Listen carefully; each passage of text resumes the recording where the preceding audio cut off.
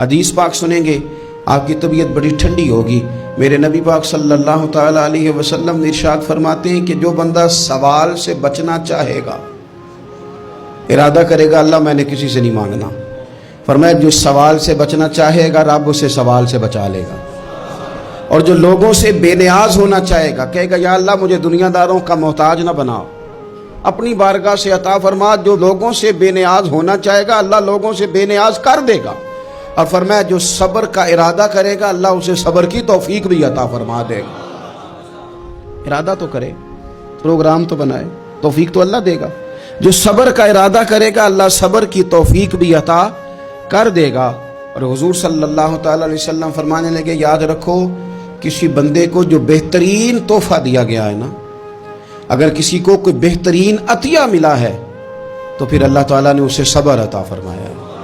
یہ بہترین تحفہ ہے، اس سے زندگی سنور جاتی ہے، اس سے انسان باوقار اور مطمئن ہو جاتا ہے، اس سے اس کے شب و روز آسانی سے بیتتے ہیں، وہ دنیا کی پک ڈنڈیوں سے آسانی سے گزر کے اللہ کی بارگاہ عالی مرتبت میں سرخرو ہو کر حاضر ہو جاتا ہے۔ لیکن اگر بے حوصلہ ہو، صبر نہ ہو، پھر نقصان روز بروز بڑھتا ہے۔ اور پھر میرے رسول پاک صلی اللہ تعالی علیہ وسلم ارشاد فرماتے ہیں کہ اصل بات یہ ہے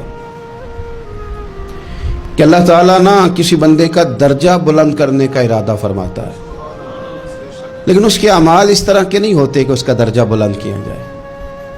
اب رب کیا کرتا ہے، اللہ تعالیٰ اس کو مال کی، جان کی، اولاد کی کسی مشکل میں ڈال دیتا ہے، اس مصیبت پر وہ بندہ صبر کرتا ہے تو اللہ تعالیٰ اس کا درجہ بلند فرما دیتا ہے۔ اعمال اس قابل نہیں تھے کہ درجات بلند ہوں، وہ اعمال کی بنیاد پر نہیں کر سکتا تھا تو اللہ نے کسی مشکل میں ڈال کے نہ اپنے فضل سے درجہ بلند کر دیا۔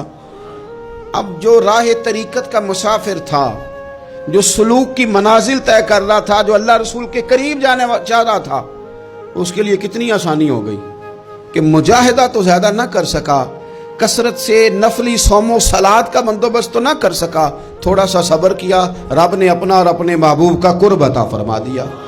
تو یہ تو آپ صبر کرنے کے لیے جب نکلے ہیں تو آپ نے تو رب رسول کو پا لیا۔ یہ صبر تو وہ والا سفر ہے جس کی جو منزل ہے وہ اللہ رسول کا قرب ہے۔ ہم لوگ تھوڑی تھوڑی باتوں میں حوصلہ ہار جاتے ہیں، صبر چھوڑ جاتے ہیں، پریشانی بڑھ جاتی ہے، پتہ نہیں ایسے محسوس ہوتا ہے کہ جیسے یہی بندہ دنیا کا سب سے دکھی بندہ ہے۔ تو ایک تو یہ کہ ذاتی حیثیت سے صبر کرے، ایک یہ کہ پھر دشمن کا جب مقابلہ ہو، آمن نصبرو و صابرو، آپ کا جب مقابلہ سامنے کسی کے ساتھ ہو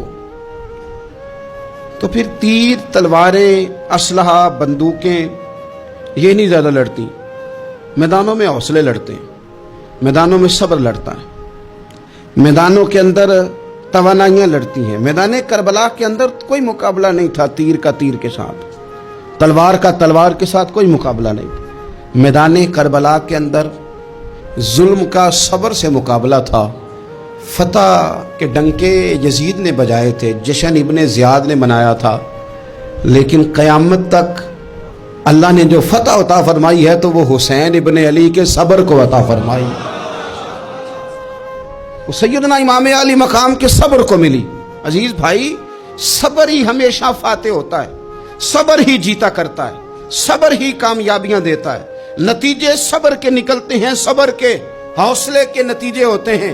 ہماری جلد بازی ہمیں شکست خوردہ کر دے گی، ہمارا حوصلہ نہ ہونا ہمیں ہرا دے گا، ہم کمزور پڑ جائیں گے اگر ہم بے حوصلہ ہو جائیں گے۔